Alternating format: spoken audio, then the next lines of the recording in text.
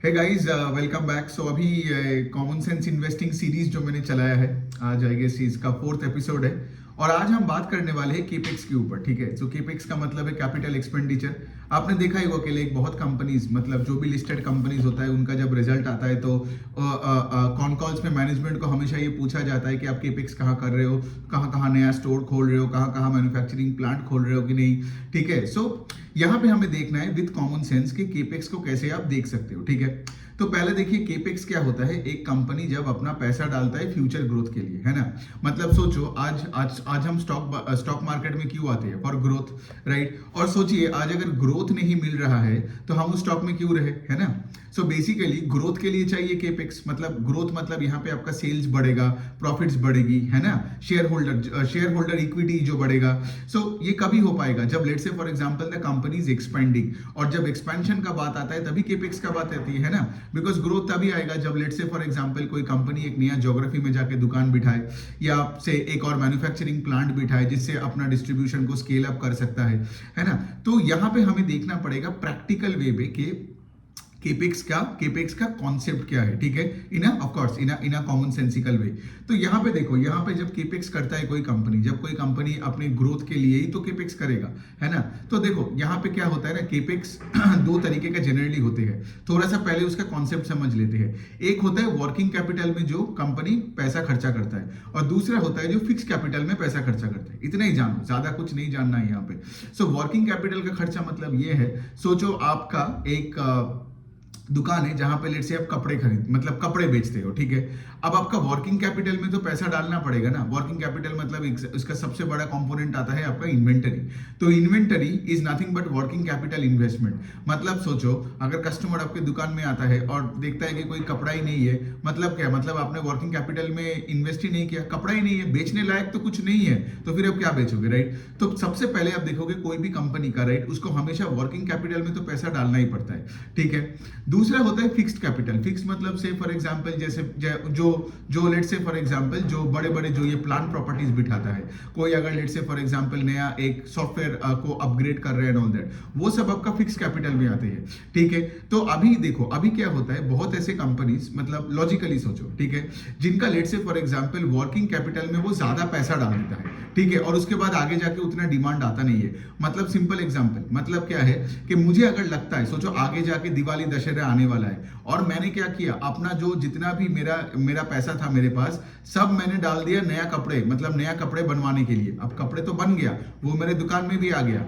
अब सोचो for example इसके बाद क्या हो सकता है। पहला जो अच्छा सिनेरियो क्या हो सकता है कि आपने सारे कपड़े बिक गया। मतलब आपने जो वर्किंग कैपिटल का जो प्लानिंग किया था, ठीक है, वो एकदम अपने कस्टमर आया, मतलब इसको बोलते हैं डिमांड प्लानिंग। ठीक है, जो हर कंपनी करती है, तो डिमांड प्लानिंग करते हैं based on the scenario and everything, सब कुछ देख के।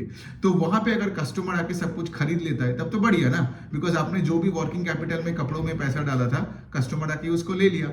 लेकिन दूसरे सिनेरियो में ये भी तो हो सकता है कि से फॉर एग्जांपल आपने जो कपड़े बनाया, आप देख रहे हो आगे जाके कि आपने डिमांड को ओवर एस्टिमेट कर दिया।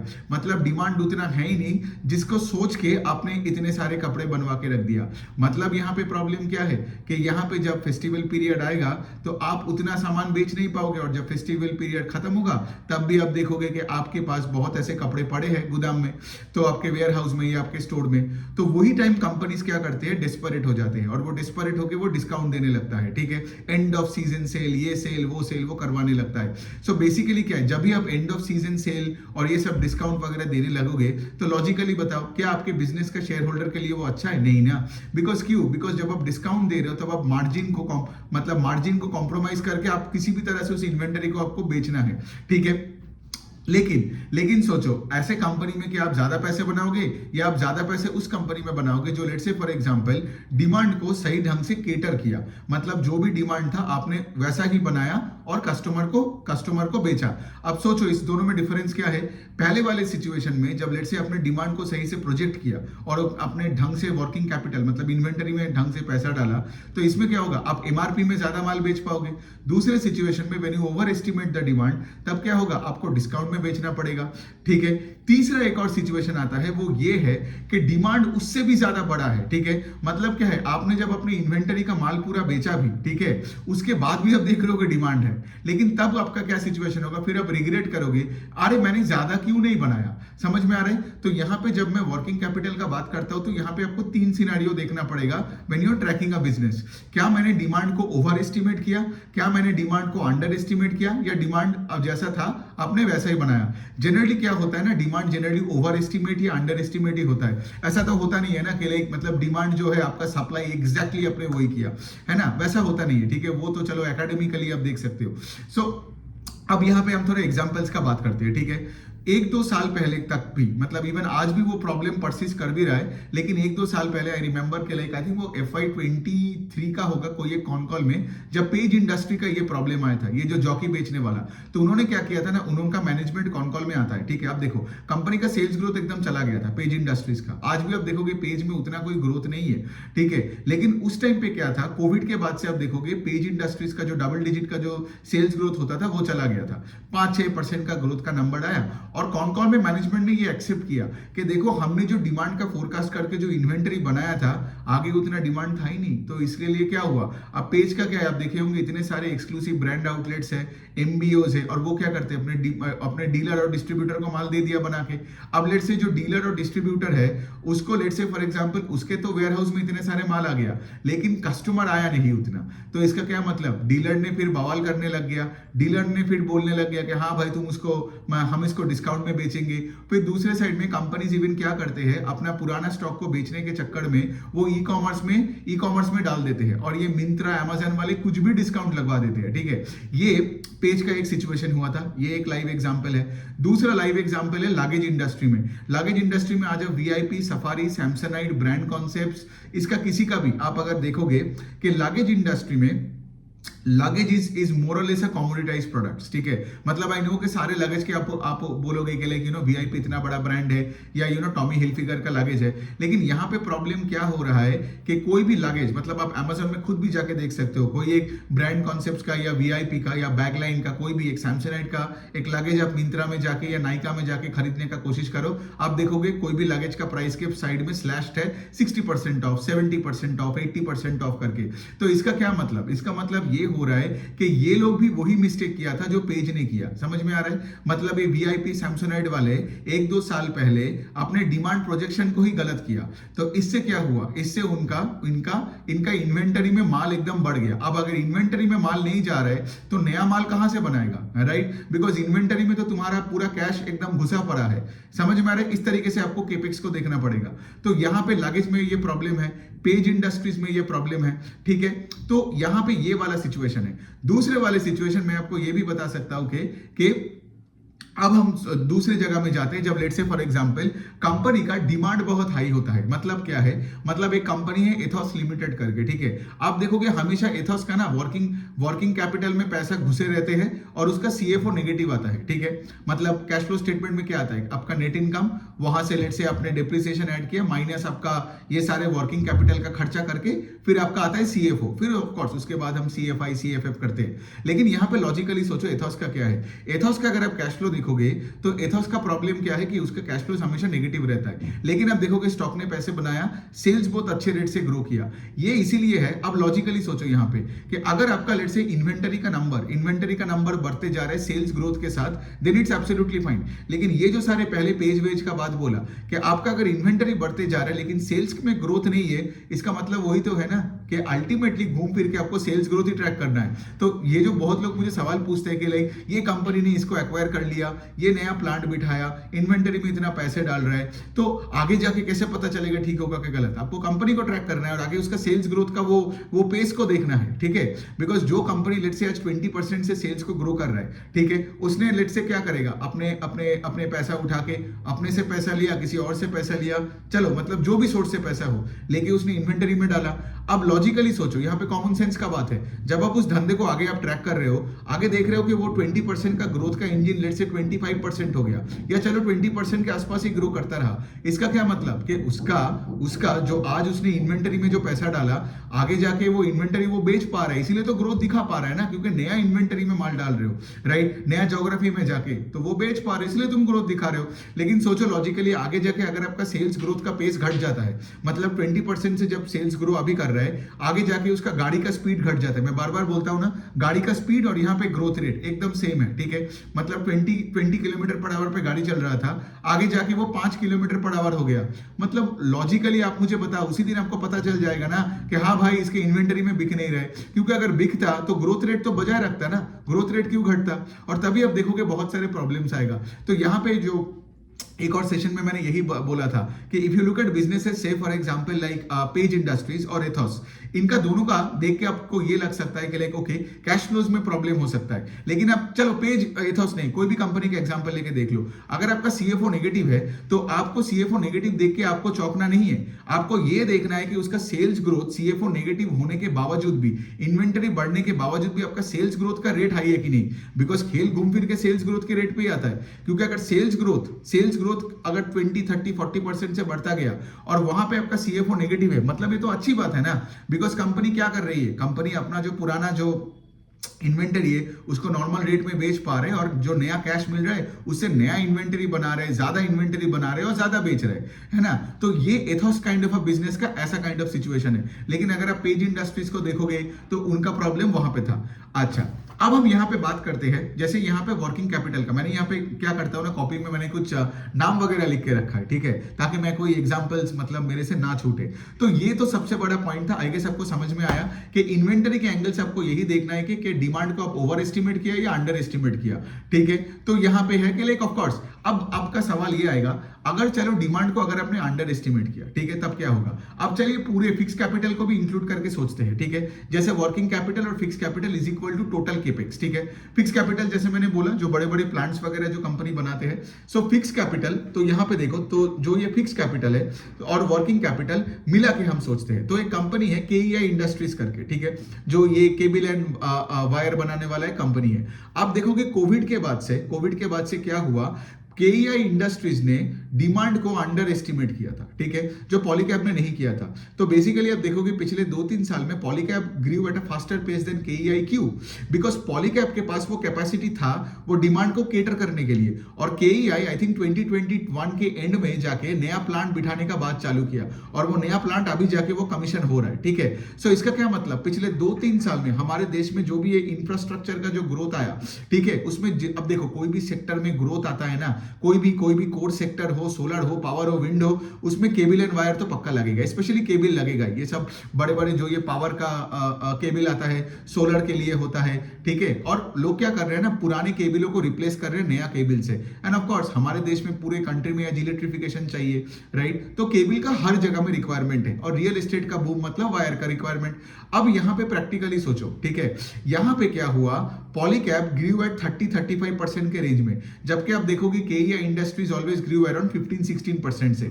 उसका रीजन क्या है? उसका रीजन यही है कि केईआई इंडस्ट्रीज वो डिमांड दिखने के बाद अपना प्लांट बिठाने लग गया। इसीलिए उनका कॉन में हमेशा वही बोला है उन्होंने कि हम तो 15%-16% से ग्रो करेंगे, और ये जो नया प्लांट है वो इसी ग्रोथ रेट को आगे लेके जाएगा फॉर द नेक्स्ट 4-5 ईयर्स। जबकि पॉलीकैब का आप देखोगे एक प्रोजेक्ट लीप करके एक था, जबकि उन्होंने ये बताया था कि हम लोग 20,000 करोड़ का सेल कर देंगे by FY26, which by the way वो FY25 के अंदर ही वो कर रहे हैं, ठीक है। ये क्यों हो पाया? ये इसीलिए हो पाया बिकॉज पॉलीकैब के पास वो फैसिलिटी था, ठीक है, जो कि केईआई के पास नहीं था। तो अब सोचो लॉजिकली दोनों स्टॉक ने पैसे बनाया, लेकिन आपको अगर मैं पूछता कि 2021 में आप वापस जाओगे तो आप पॉलीकैब लेते ना, बिकॉज मेरा डिमांड अगर है उसको मैं अगर केटर नहीं कर पाया तो that means I am losing market share, है ना। तो यहाँ पे क्या हुआ, जो भी हो, Polycab gained more market share then let's say KEI industries.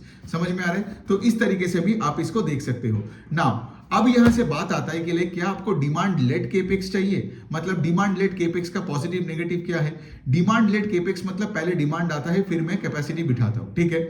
इसका मतलब क्या है, इसका मतलब अगर डिमांड नहीं आता है तो मैं कैपेसिटी नहीं लगाता हूं, ठीक है। अब यहाँ पे कंपनी है, वो भी आपका ये केबल के स्पेस में ही है, डेल्टॉन केबल करके, ठीक है। सो 2022 में उनका जो प्लांट था, उस प्लांट में उसका कैपेसिटी यूटिलाइजेशन था 44%, ठीक है। लेकिन अभी अगर देखोगे उसका capacity utilisation in that same plant is around 85% के आसपास। तो अभी क्या हुआ, अभी डेल्टॉन केबल के मैनेजमेंट को समझ में आ गया कि इतना डिमांड है, अब तो हमारा प्लांट का कैपेसिटी यूटिलाइजेशन 100% हो जाएगा। फिर आगे का डिमांड के लिए हम क्या करेंगे, बिजनेस में ग्रोथ चली जाएगी, है ना। बिकॉज तुम देखोगे Dalton cable is growing at 80-90% से। तो इसीलिए उन्होंने क्या किया, उन्होंने कैपेसिटी को एक्सपेंशन करवाया, मतलब एक ब्राउनफील्ड केपेक्स किया रिसेंटली, आई गेस कुछ 3-4 महीने पहले। मतलब क्या, मतलब अभी जाके वो और भी ज्यादा केबल बना पाएंगे to cater to the demand. इसको बोलते हैं डिमांड लेड केपेक्स, ठीक है। डिमांड देख देख के वो अपने कैपेसिटी को अकॉर्डिंगली बढ़ाता है। और दूसरा होता है कि क्या, कि डिमांड को एंटीसिपेट करके तुम केपेक्स करो, ठीक है। और उसका एग्जांपल क्या है, वो पेज इंडस्ट्रीज, ठीक है, वो एक अच्छा एग्जांपल था। दूसरा भी मैं आपको एक और बात बोल सकता हूं, एक कंपनी है कजारिया टाइल्स करके, ठीक है। कजारिया टाइल्स वो टाइल्स वगैरह बनाता है ना। अभी तो आई गेस फॉसेट और वो सब सैनिटरी वेयर में भी जा रहे हैं, लेकिन टाइल्स का ही उनका मेन पोर्टफोलियो है। तो यहाँ पे कजारिया टाइल्स का क्या है, मुझे लगता है उनका एंटीसिपेटरी डिमांड पे केपेक्स कर रहे हैं। कैसे, बिकॉज उन्होंने एक तरफ से अपने कॉन कॉल में अपना गाइडेंस को घटाया, ठीक है।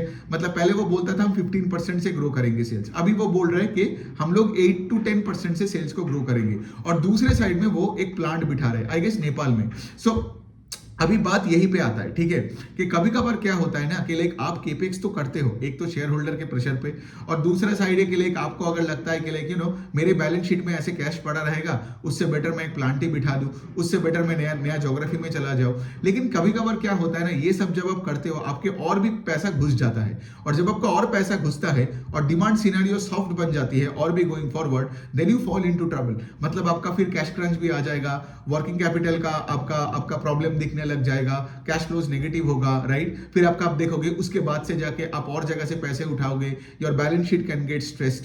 सो अल्टीमेटली बात कहां पे आता है, अल्टीमेटली बात यही पे आता है कि आपको किस तरफ जाना है। अगर मैं ये दोनों सिचुएशन बताऊं तो I would rather want to be with businesses like KEI industries, ठीक है। ऑल्दो केईआई का growth rate 15-16% not that great, but having said that I would rather want to be with companies like KEI and Delton, है ना। Because यहां पे क्या हो रहा है, डिमांड है, हाँ आप वो रिस्क बोल सकते हो जो मैंने आपको बताया कि क्या होता है बीच बीच में कि आपने डिमांड को अंडर एस्टिमेट कर दिया, and as a result of which आपका कॉम्पिटिटर के पास, जैसे यहां पे अगर मैं पॉलीकैब का एग्जांपल लूं तो पॉलीकैब ने यहां पे ज्यादा से ज्यादा केबल बेचा कंपेयर टू यू, बिकॉज आपका कैपेसिटी नहीं था। But I would still rather want to take that chance, ठीक है, and miss out on some demand then say for example मैं यहां पे सारे पैसा खर्चा करके प्लांट डाल के रख दिया और फिर उसके बाद वो प्लांट ही एकदम बंद पड़ा है, ठीक है। तो वो होता है मेजर प्रॉब्लम ना। और यहां पे प्लांट बंद पड़ा है, इसका रीजन आपको कहां से मिलेगा, मतलब प्रूफ वही सेल्स ग्रोथ। बिकॉज अगर आपने एक प्लांट बिठाया, जैसे बहुत लोग मुझे ये पूछता है, कल मैंने जो स्पेस किया था ना, तो उसमें एक बंदा के मुझे यही पूछता है कि वो जो संवर्धना मदरसन है, ठीक है, मतलब वही मदरसन सुमी, तो वो लोग क्या करते हैं ना, वो लोग तो एक्वायर करता है ना, पूरे दुनिया में उनका प्लांट्स है, 200-250 प्लांट है अक्रॉस द प्लेनेट, ठीक है। इंडिया में वन ऑफ द मतलब बिगेस्ट ऑटो एंसिलरी कंपनी है वो। सो द पॉइंट इज, उनका कहना है कि इतना एक्विजिशन कर रहे, इज इट गुड और बैड, ठीक है। सवाल रेलेवेंट है, लेकिन आपको एंग्जाइटी में नहीं रहना है, आपको आगे जाके मदरसन को ट्रैक करके देखना है कि पेस ऑफ सेल्स ग्रोथ किस तरफ जा रहा है। अगर आप देख रहे हो कि एक्वायर करने के बाद आगे जाके सेल्स ग्रोथ और घट गया या फिर सेल्स गिरने लग गया, मतलब एक्विजिशन फालतू हुआ ना। लेकिन अगर आप देख रहे हो एक्विजिशन के बाद सेल्स का पेस ऑफ ग्रोथ बढ़ने लग गया, तो मतलब क्या, एक्विजिशन सही है। बिकॉज आज कंपनी जो मैनेजमेंट आज जो पैसा डिप्लॉय किया, आज आपको कैसे नतीजा पता चलेगा। इसीलिए तो मैं हमेशा बोलता हूं कि आपको एक स्टॉक में पोजीशन को बिल्ड करनी है, ठीक है, क्योंकि वो जितना अच्छा बनता जाएगा आप उसमें और डालते जाओगे और वो देखोगे। और कैसे पता चलेगा आपको, वही पेस ऑफ सेल्स ग्रोथ, गाड़ी का स्पीड। बिकॉज अगर गाड़ी का स्पीड घट गया तो मतलब आपको समझ में आ रहा है कि एक्विजिशन सही नहीं हो रहा है, और गाड़ी का स्पीड घटने के बाद से ही सारे प्रॉब्लम निकल के आते हैं, ठीक है। सो ये बनता है बात, ठीक है। एंड आई गेस मैंने बहुत सारे एग्जांपल्स तो यहाँ पे ले लिया। कुछ और कंपनी का बात कर सकता हूँ जो लेट्स से फॉर एग्जांपल आप अगर बारबेक्यू नेशन को देखोगे, पिछले 2 साल पहले भी उसका 216 के आसपास स्टोर्स है, आज भी उनका 216 के आसपास स्टोर्स है। इसका क्या मतलब, वो लोग केपेक्स नहीं कर पा रहे, वो लोग नया बारबेक्यू नेशन खोल नहीं पा रहे, मतलब, और कहीं पे खोल भी रहे तो कहीं पे बंद कर रहे हैं। और इसका क्या मतलब है, 2 साल से अगर आपका 216 में ही अगर आप अटके हुए हो, इसका इसका मतलब यही है ना कि आपको उतना डिमांड दिख नहीं रहे। और देखो at the end of the day ना मोस्ट मैनेजमेंट मतलब पगला नहीं होते, वो क्या करता है अगर उसको डिमांड दिखता है तभी तो प्लांट बिठाएगा ना, तभी तो लेट्स से वो एडवर्टाइजमेंट ब्रांडिंग पे खर्चा करेगा। कल मेरा जो सेशन था उसमें मैंने ये बार बार बताया कि जो company let's say for example एक कंपनी है, आप उसको देख सकते हो यूरेका फोर्ब्स, ठीक है। यूरेका फोर्ब्स का मैनेजमेंट ने क्या किया इस बार, वो जो वाटर प्यूरिफायर और वैक्यूम क्लीनर बनाने वाला कंपनी, ठीक है, इन्होंने क्या किया, उन्होंने अपना सेल्स एंड एडवर्टाइजमेंट कॉस्ट को 40% बढ़ा दिया, ठीक है। अब लॉजिकली आप मुझे बताओ, किसी को अगर ग्रोथ दिख नहीं रहा है वो थोड़ी इन्वेंटरी में ज्यादा पैसे डालेगा या थोड़ी सेल्स एंड एडवर्टाइजमेंट में पैसा डालेगा। लेकिन हैविंग सेड दैट, अगर डाला तो आप उस स्टॉक में पैसा डाल तो सकते हो। देखो यहाँ पे यूरेका फोर्ब्स का रिकमेंडेशन नहीं है, लेकिन आप उसमें डाल सकते हो। कोई भी, मैं सिर्फ नाम लेके मुझे बात करना है ना, इसलिए मैं बोल रहा हूं, डाल तो सकते हो, लेकिन आगे जाके उसका पेज इंडस्ट्रीज की तरह प्रॉब्लम आया तो, because there is always a risk कि आप अपने इन्वेंटरी में पैसा डाल दोगे ओवर एस्टिमेट करके डिमांड। लेट्स से आपने बहुत बड़ा एक प्लांट बिठा दिया एक पर्टिकुलर ज्योग्राफी में, आपको लगेगा कि लाइक वो प्लांट से एकदम पूरे आप स्टेट को केटर कर पाओगे, फिर आप जाके देखोगे उस प्रोडक्ट का लेट्स से डिमांड गायब हो गया। सो ये सब चीजें होता है, ठीक है।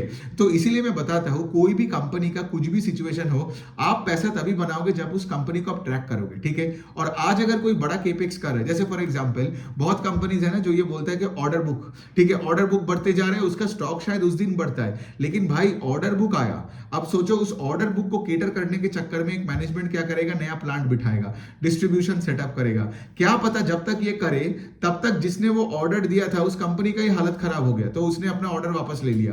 तो ये सब होता है, ठीक है। ये सब मैंने बहुत इंफ्रास्ट्रक्चर कंपनीज के साथ देखा है, ये सब मैंने बहुत सेक्टर्स के साथ देखा है। सो कभी भी ना कुछ भी चीज को टेकन फॉर ग्रांटेड मत लेना, ट्रैक करो, और अगर किसका प्रोग्रेस अच्छा की तरफ जा रहा है तब तक उस कंपनी के साथ रहो एंड बी अपॉर्चुनिस्टिक। बिकॉज जब अब देखोगे, और अल्टीमेटली आई गेस अभी आप मेरा वीडियो इतने दिन से देख के आपका एक बात तो समझ में आ गया कि बात घूम फिर के आता है वही पेस ऑफ सेल्स ग्रोथ पे, क्योंकि अगर आपका सेल्स ग्रोथ चला जाता है ना उसके बाद ही सारा प्रॉब्लम आएगा, है ना। लेकिन सोचो एक कंपनी जिसका इन्वेंटरी बढ़ रहा है, कैश फ्लो नेगेटिव है, फिर आप देखोगे और भी कंपनी है, आप इसको भी देख सकते हो। आई थिंक एसजे लॉजिस्टिक्स भी इसमें आता है, एक लॉजिस्टिक्स कंपनी है जो बहुत अच्छी कर रही है। आप एक बार प्रेरणा का वीडियो देख लेना, because she has already made a video on this probably a couple of days back. बहुत अच्छा कंपनी है, one of the best logistics company in the entire space, ठीक है। एसजे लॉजिस्टिक्स का भी कैश फ्लोज नेगेटिव है, Ethos का भी कैश फ्लोज नेगेटिव है, लेकिन ये कैश फ्लो नेगेटिव होना इज ओके, बिकॉज इनका इन्वेंटरी में अगर लेट्स से फॉर एग्जांपल अगर मैं एथॉस का ही चलो बात करूं, ठीक है, बिकॉज इन सब कंपनीज में ग्रोथ है, ठीक है। अगर ग्रोथ है तो वर्किंग कैपिटल में अगर पैसा अटक भी जाता है तो देन इट्स ओके। अटकता नहीं है मतलब यू आर सेलिंग ना, यू आर कॉन्स्टेंटली चर्निंग। मतलब सोचो फॉर एग्जांपल रिसीवेबल्स और पेएबल्स के एंगल से सोचो। रिसीवेबल्स का मतलब क्या है कि आपने सामान बेच दिया अपने क्लाइंट को, लेकिन क्लाइंट ने अभी तक आपको पैसा नहीं दिया। तो सोचो लॉजिकली अगर मेरा सेल्स ग्रोथ लेट से 30-40% होता रहता है और मेरा रिसीवेबल्स भी बढ़ता है, इट्स फाइन ना, because I am getting more and more clients, right. और पुराने क्लाइंट पैसे दे रहे हैं, लेकिन सोचो मेरा सेल्स ग्रोथ एक पॉइंट के बाद बंद हो जाएगा जब लेट से पुराने क्लाइंट्स पैसा देना बंद कर दिया। लेकिन आपको ये कैसे पता चलेगा? वही पेस ऑफ सेल्स ग्रोथ का चेक करके, क्योंकि 40% का ग्रोथ का इंजन 10% हो जाएगा। क्यों? बिकॉज जो पुराने क्लाइंट अगर आपको पैसा देना बंद कर दिया, ठीक है, मतलब क्या आप नया माल बना नहीं पाओगे, नया माल नहीं बना पाओगे तो ग्रोथ नहीं आएगा आगे का।